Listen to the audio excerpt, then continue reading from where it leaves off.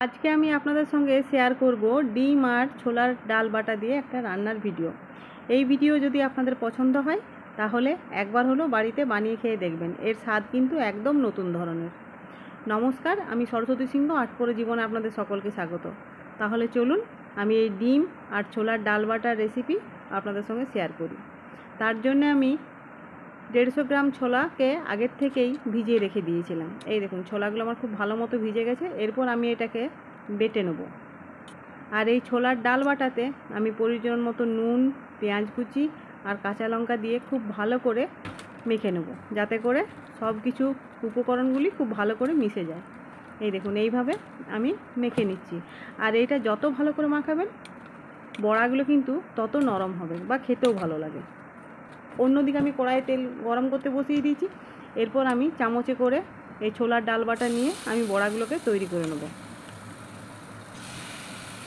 আর এর মশলার জন্য আমি আদা, রসুন, পেঁয়াজ, টমেটো, দারচিনি আর কাঁচা লঙ্কা একসঙ্গে খুব ভালো একটা পেস্ট তৈরি করে নিয়েছি। এই দেখুন বড়াগুলো আমার কড়াইয়ে দিয়ে দিয়েছি। এরপর আমি উল্টে পাল্টে লাল লাল করে ভেজে তুলে নেব।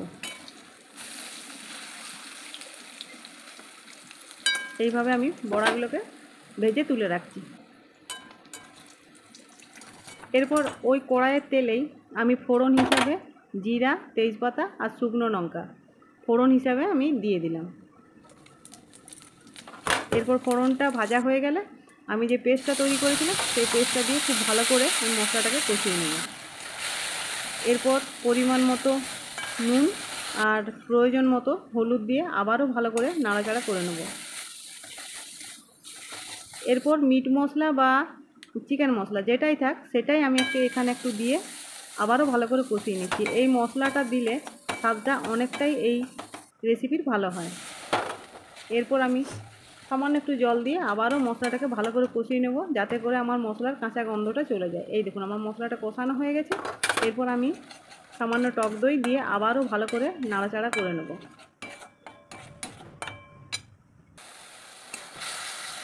এরপর আমি যে টক দই ধোয়া জল আবার একটুকু দিয়ে এরপর আমি মশলা কিন্তু ফুটতে দিয়ে দেব।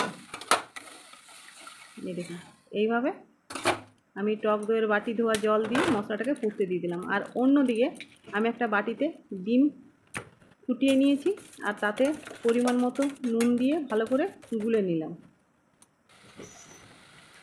এরপর এই ডিমটাকে এইভাবে মশলার ফুটন্ত অবস্থাতে এইভাবে ছড়িয়ে দিয়ে একদম ঘন ঘন বা খুব তাড়াতাড়িভাবে কিন্তু এই মশলার সঙ্গে ডিমটাকে নেড়ে নিতে হবে।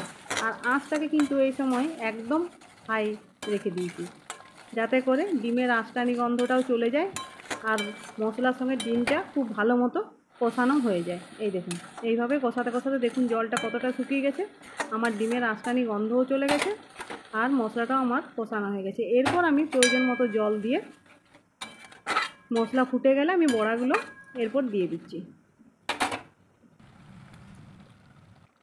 এই দেখুন এরপর আমি বড়াগুলো দিয়ে দিলাম। এরপর সামান্য একটু ফুটে গেলেই এই ছোলার ডাল বাটা বড়াগুলো একটু উল্টে পাল্টে নিলাম, নিয়ে এরপর লো ফ্লেমে 5-7 মিনিট ফুটিয়ে নিলে কিন্তু আমার রান্নাটা রেডি হয়ে যাবে। এই দেখুন আমার রান্নাটা কমপ্লিট। এরপর আমি একটা প্লেটে নামিয়ে দেখাচ্ছি আপনাদেরকে। এই দেখুন আমি নামিয়ে নিলাম প্লেটে।